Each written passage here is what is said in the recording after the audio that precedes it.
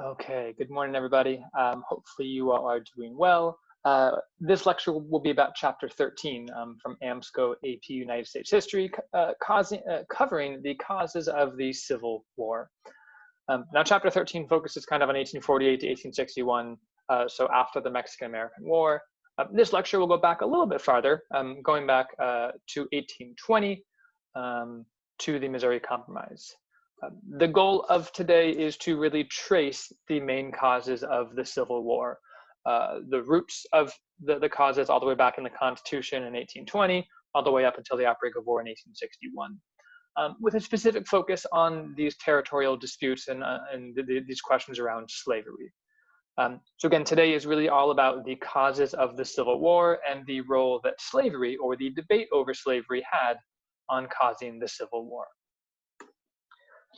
Before we get to the causes of the Civil War, though, we do need to kind of zoom out a little bit and look at the Union in 1861. What did the North look like, or the free states? And what did the South look like, or the slave states? So you can see from this map here, the blue is the Union states, that's the North. The red is the Southern states, or what will become the Confederate states, the South in the Civil War.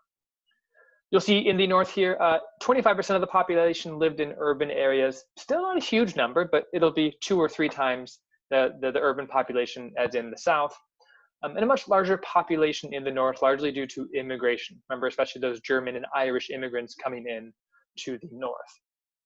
There was a high literacy rate in the North. 95% of people could read and write. And it was much more industrial. We talked about that during the Transportation Revolution and the Market Revolution. All of, or most of the factories are in the North, and they're getting this steady flow of raw goods from the South and the West flowing into their factories.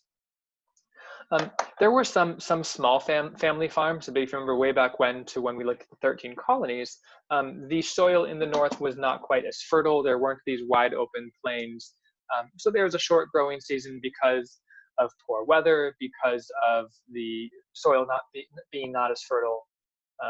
And so the North it is more urban, mostly industrial. The North generally opposed the expansion of slavery. Some of them opposed slavery altogether, but the debate in the 1850s and early 1860s wasn't about abolishing slavery. It wasn't about getting rid of slavery. It was about slowing down the spread. No more new slave states. And that is a distinction that we'll explore more when we come back from Thanksgiving break through the words of Abraham Lincoln. The North also generally favored a strong federal government. They are the manufacturing center. If there's a strong federal government, if there's a strong national bank, that's going to help them with more trade and perhaps more tax money as well. And they generally looked down upon the Southern plantation owners as lazy, as just kind of these wealthy, maybe immoral slave owners. The South, meanwhile, again, we're looking at the red states here. The South, as we know, was largely rural, with huge, massive plantations that were run, or rather that were worked by enslaved Africans. We know tobacco, cotton, rice, and sugar were the main crops. Cotton, of course, was king, especially after the cotton gin was invented. Cotton became the main export of the Southern United States. You can see 10% of the population lived in urban areas, but the Southern population was quite a bit lower, quite a bit smaller than the North, and also much more rural. You can see that there was some industry there, but it was mostly agrarian or mostly rural, and it did rely on slave labor, although that interesting distinction there that 2/3 of whites in the South actually did not own slaves, but perhaps they still benefited from the institution of slavery because of increased trade and wealth in the South. The South generally favored the expansion of slavery. They wanted more slave states because that meant that the institution of slavery could expand, they could make more money off of crops, and they would have more of a political say in Washington if there are more slave states. And they generally favored stronger state governments. This is going back to that conversation of Hamilton versus Jefferson all the way back in 1800. And they also looked down upon the Northerners, but this time as kind of greedy capitalists who only cared about money. So to get us started here, kind of comparing the North and the South. So the North is more urban, 25%. large population, especially from immigrants. Sorry, let me put this slide up as we're going over it. Much more industrial, factories, lots of transportation. They opposed the expansion of slavery, and they favored a strong federal or central government. On the flip side, the South was much more rural. If we're looking at the numbers here, it looks like about 90% of the population is rural. Smaller population because it is mostly slave-run plantations or plantations that are worked by slaves. They obviously supported the expansion of slavery, and they favored strong state governments.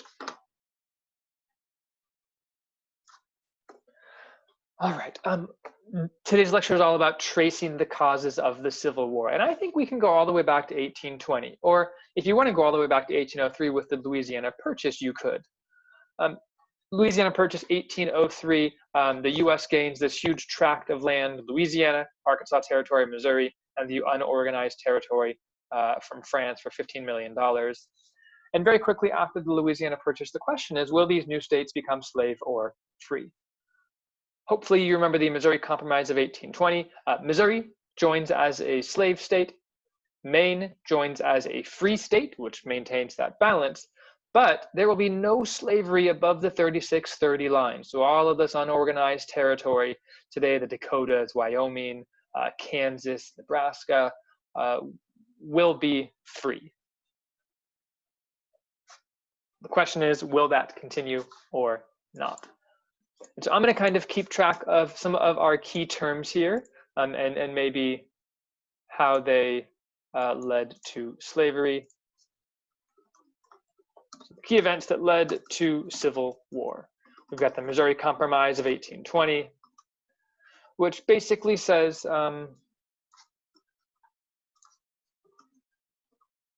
Missouri is a slave state, Maine is a free state, and there's no slavery above the 3630 line or parallel.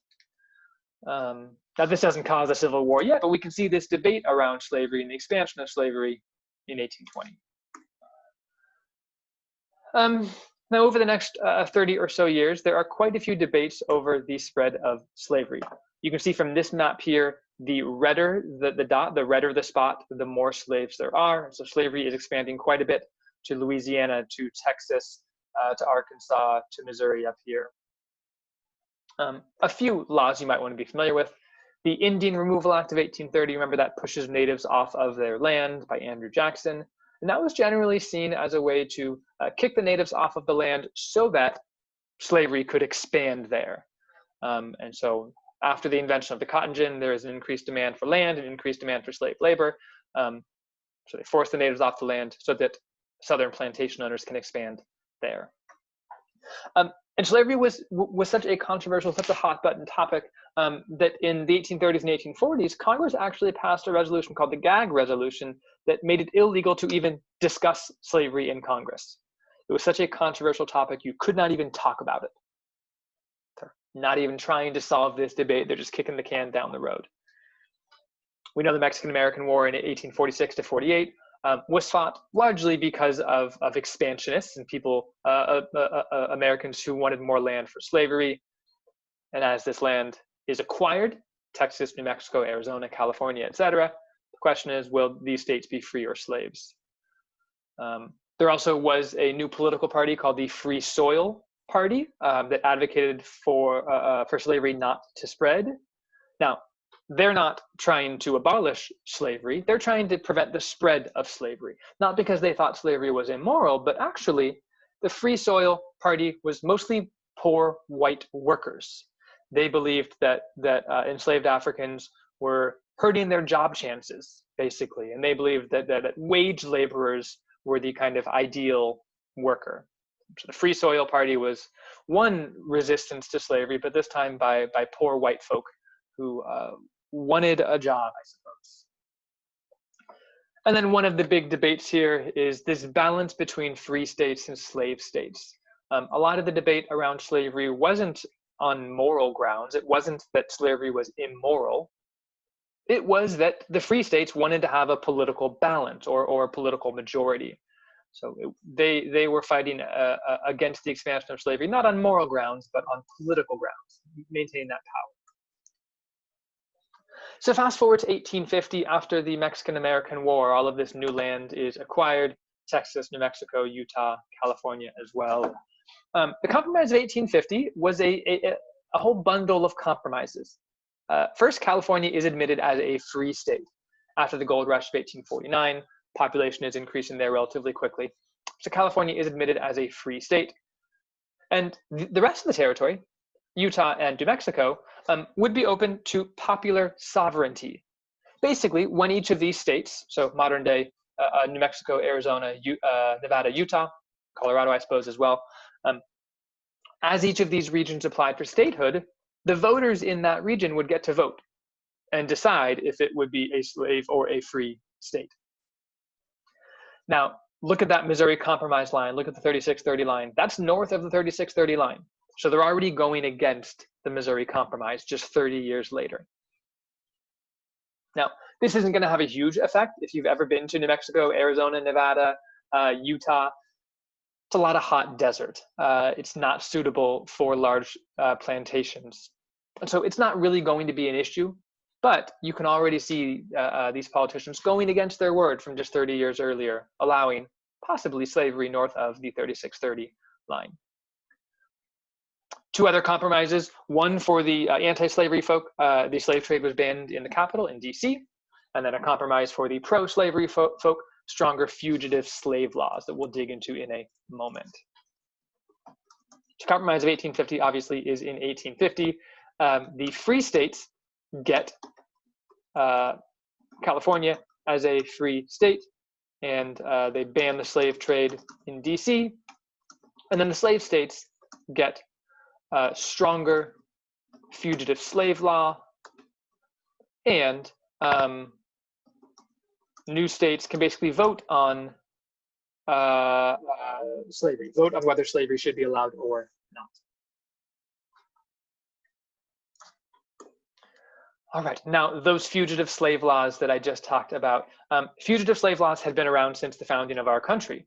In fact, the Constitution actually said that no person held to service or labor, a slave or an indentured servant, would be released from bondage in the event they escaped to a free state.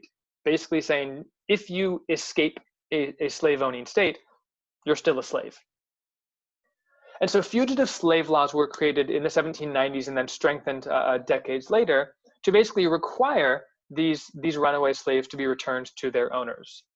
The Fugitive Slave Law of 1793 said that slave owners or their agents, they would hire mercenaries or people to basically chase down their runaway slaves.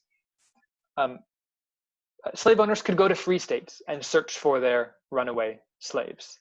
And if you were a white or black person that helped runaway slaves, well, there was a pretty harsh punishment, a $500 fine for helping runaway slaves.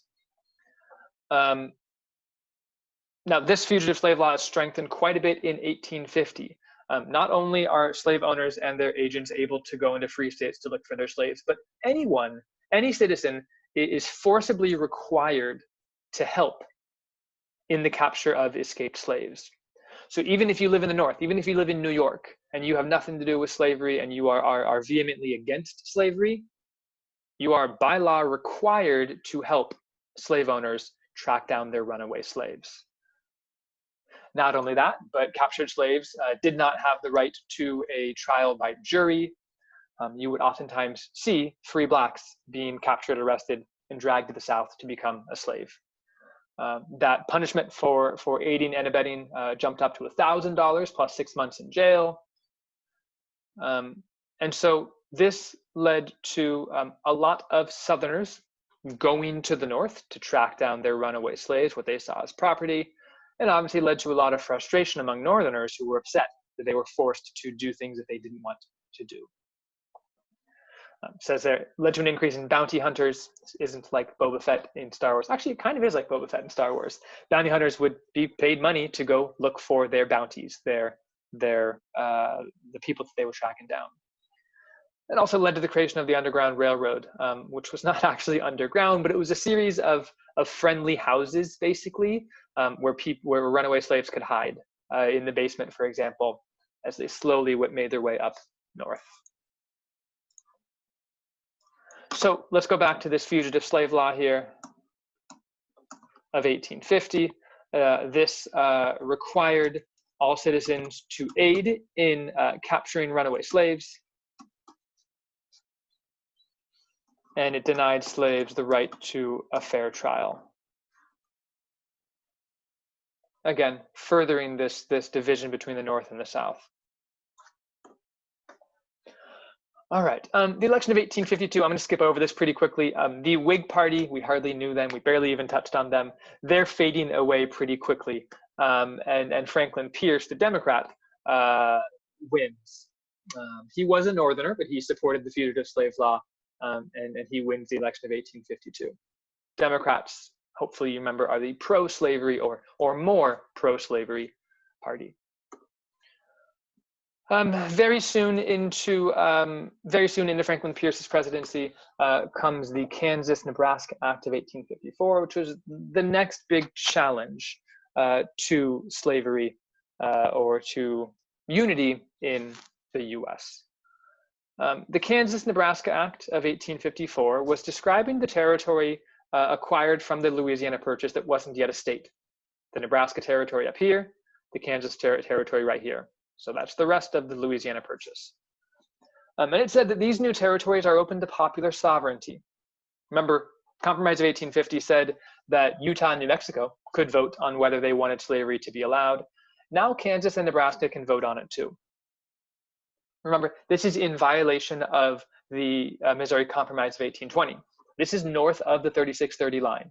So once again, the Union is going against what they said 30 years earlier because the slave states are raising such an uproar about how unfair this is and blah, blah, blah.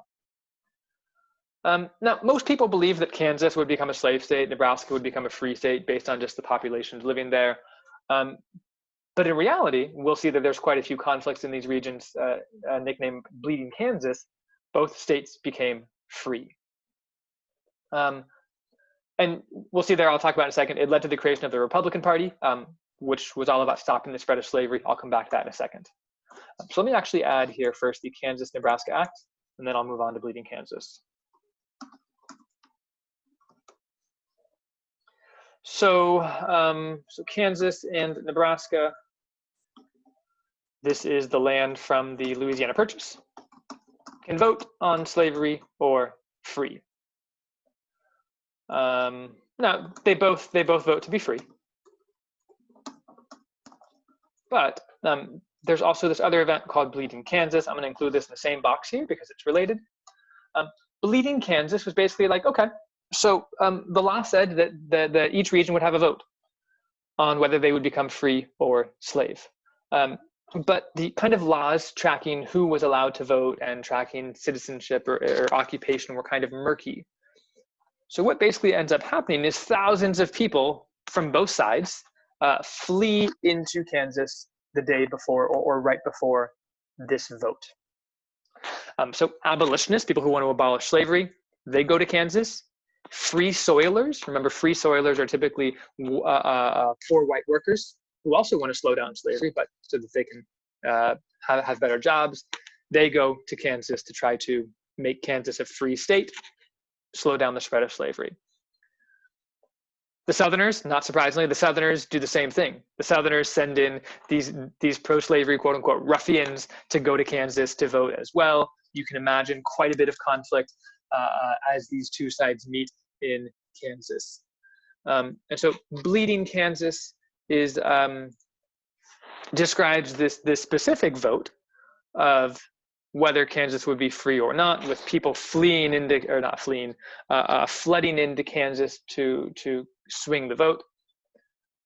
Bleeding Kansas refers to that specific violence right on the election, but it also refers to just kind of occasional violence leading up to civil war in Kansas, Nebraska as well. So we'll say supporters and opponents of slavery flood into Kansas for the vote, which leads to violence and conflict. But again, they vote to be free, which is an important detail to add or to clarify. So once again, what we're seeing conflicts as the United States expands. All of this, remember, is in the land from the Louisiana Purchase and the Mexican-American War. As the US expands, conflict over will these states be free or slave?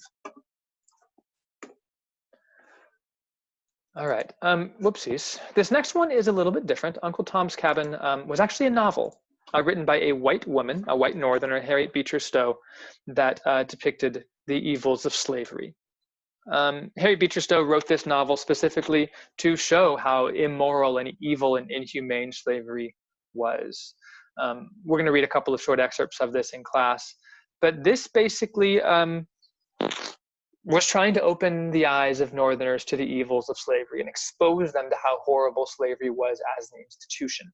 Many Northerners were unaware of how evil slavery actually was, and so this opened their eyes, forced them to acknowledge how evil slavery really was. And Uncle Tom's Cabin was a phenomenon in the North, one of the best-selling books of its time in the North, and it encouraged a lot of Northerners to join the fight against slavery, to abolish slavery, and also to abolish those fugitive slave laws, which were described in the book.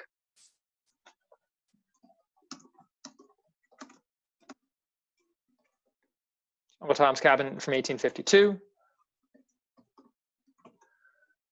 Novel by Harriet Beecher Stowe. Again, a white woman, interesting point to clarify.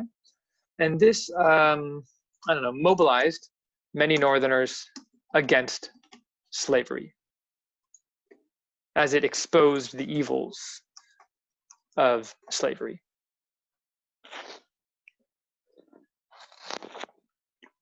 All right. The next couple of spots I'm going to go through a little bit quicker. Charles Sumner was a senator from Massachusetts, from the North. And in 1856, he took his cane and attacked a member of the Democratic administration for a speech that he had given. Verbally attacked the senator. And so the guy who had just been attacked, Andrew Butler, his nephew, Preston Brooks, comes in literally with a cane and beats Charles Sumner nearly to death. It says here he never fully recovered from the attack. And so this is physical violence in the Congress, in the Senate. Northerners were appalled. Congress voted to censure Brooks, which is like to publicly criticize him and blame him for his faults. But Southerners cheered him on. Southerners applauded him standing up for the South and even using violence. Reminds me a lot about Donald Trump and how Donald Trump encourages his supporters to use violence and sometimes even eggs them on and cheers them when they commit violence. So maybe this doesn't seem all that hard to believe that one political party could cheer on violence against the other. Anyways. Some new political parties emerged as well. The Know Nothing Party, I'm going to kind of skip over it, but I'm going to focus more on the Republican Party, which will stretch all the way to today, although Republican parties in 2020 is quite a bit different from in the 1850s and 60s. The Republican Party was founded in Wisconsin. That was from the old Nebraska territory, I believe, in response to the Kansas-Nebraska Act of 1854. Basically, all of those anti-slavery folk that poured into Kansas and Nebraska, they allied together and created their own political party.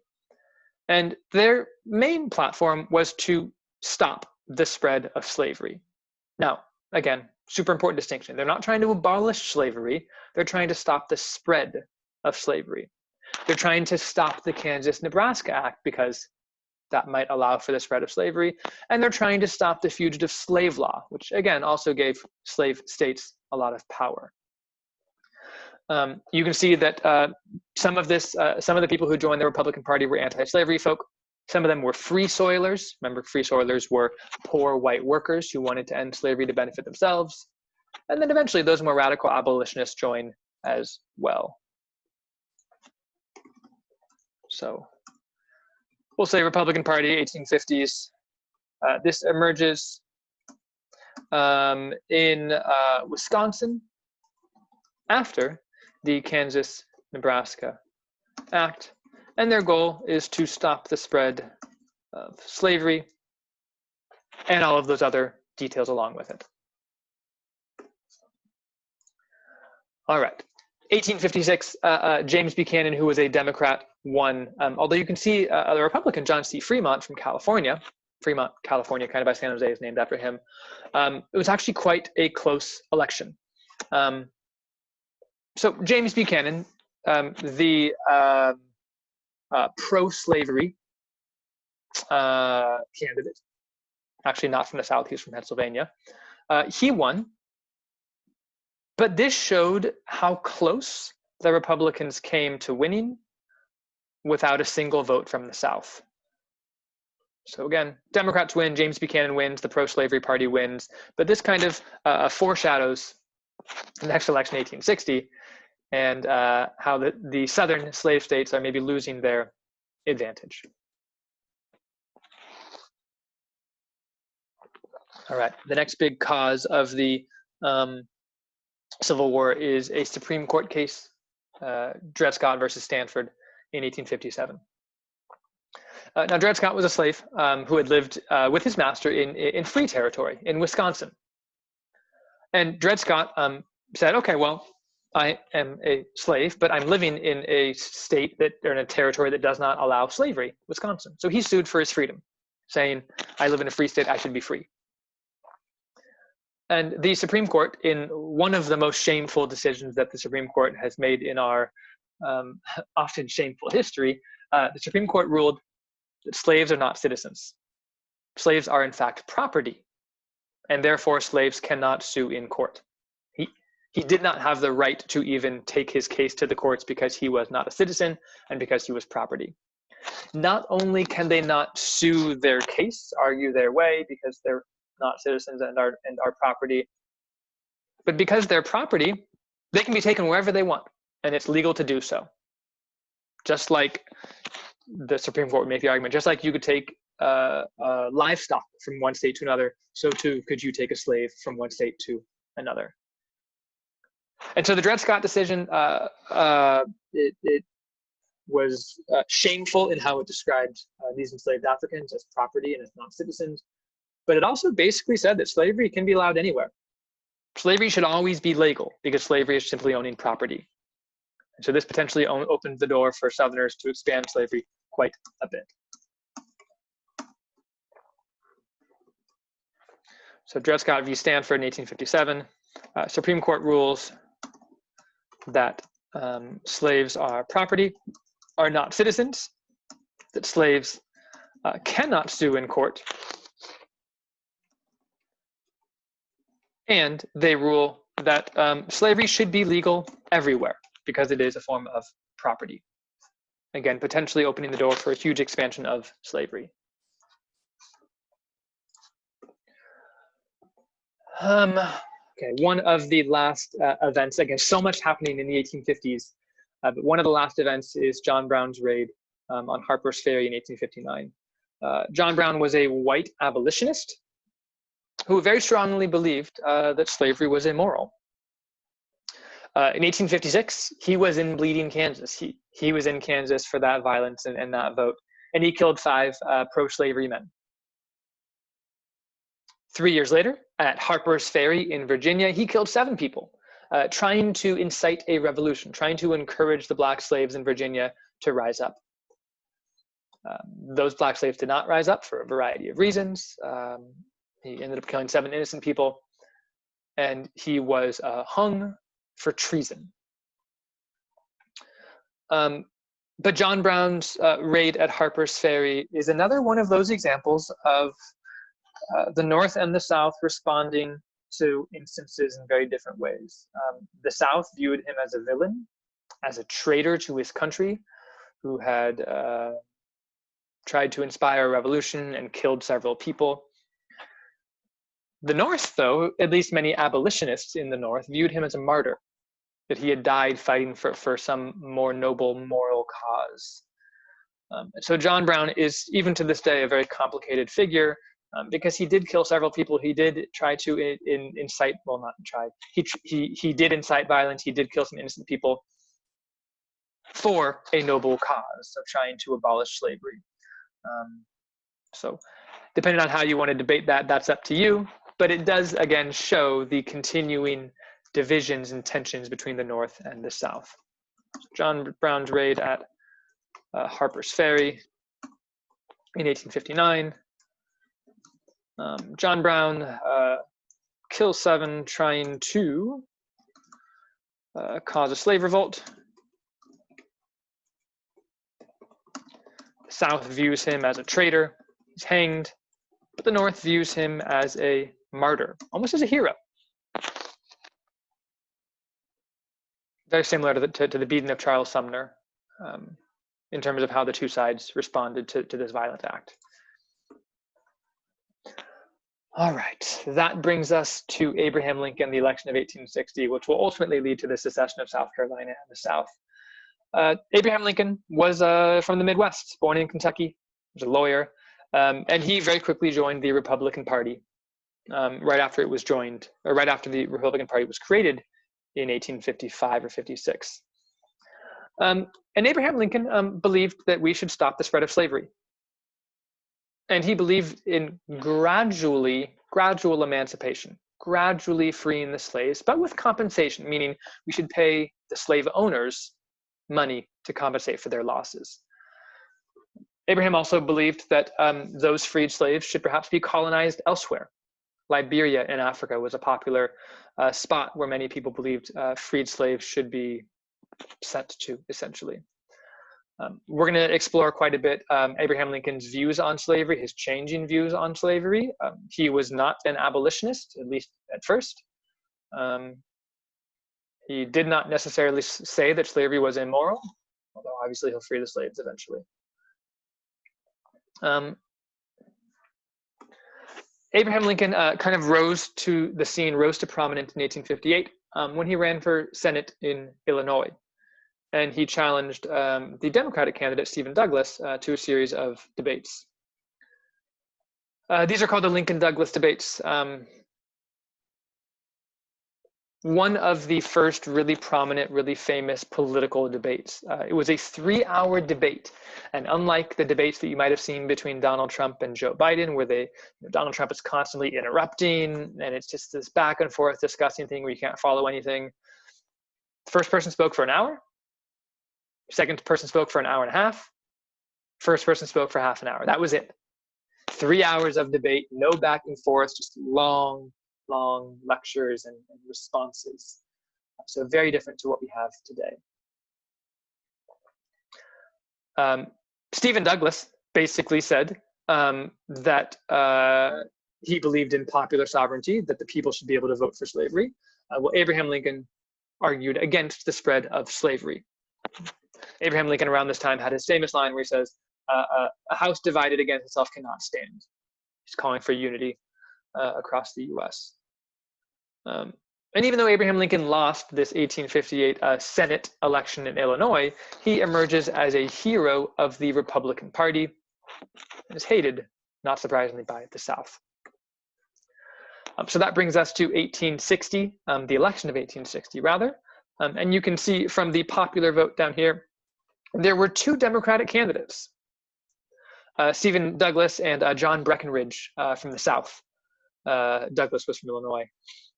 And you can see that the Democrats got more of the popular vote, over 2 million versus 1.8 million for Lincoln. But Lincoln, the Republican candidate, easily won the electoral vote. The northern states, some of these new Midwestern states, and then Oregon and California. I always like this. California only had 4 votes. Today we have 55 electoral college votes. What I love to point out here, Abraham Lincoln won the election of 1860 with not a single vote from the South. So you can see how polarized this map was. Very soon after the election of 1860, South Carolina will secede from the Union. They'll be the first. 10 other states will secede from the Union before Lincoln even takes his oath of office 4 years later in March of 1861. And so the election of 1860 is the straw that broke the camel's back. It was the final thing that led to the disunion of the United States. although we can see that that had been a long time coming. So Abraham Lincoln was a Republican, wins with no Southern votes, let's say. South Carolina and then 10 other states immediately or within 4 months secede. And so what we have here, pause as we go through this, is we have a series of events from 1820, but mostly in the 1850s, leading up to slavery. Much of this is about the expansion of land. Will Missouri be a free state or a slave state? Will California be a free state or a slave state? Will Kansas or Nebraska be a free state or a slave state? And then we see the divisions between the North and the South and how they view this expansion. So like always, pause if you need to. Again, top half and bottom half. And we'll explore more in class the question of, to what extent did slavery cause the Civil War? Spoiler alert, it was mostly about slavery.